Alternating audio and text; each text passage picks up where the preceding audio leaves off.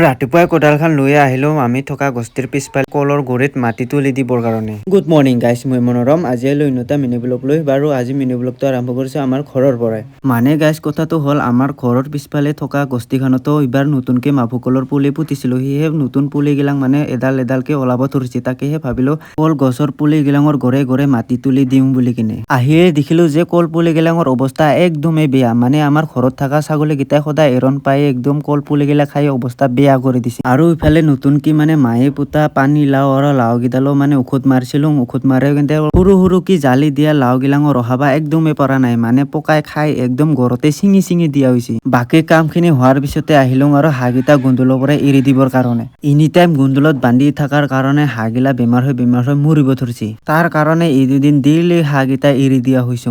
হাঁহকেইটা এৰি দিয়ে আৰু চিধাই আহিলো আজি ছাগলী কেইটাক দৰক দিম। বাপেকে সদায় মাভো কল কেইডাল খাই খাই অৱস্থা বেয়া কৰি দিছে। সেয়েহে মায়েৰ লগত চিন্তাই ওলালং ছাগলী কেইটা দৰক দিবা। বাৰু গাইছ, আজিলৈ মিনি ব্লগটো এইখিনি আছিলে। আজিলৈ পৰা আহিছো নেক্সট ভিডিঅ' লগ পাম। আজিলৈ বাই বাই।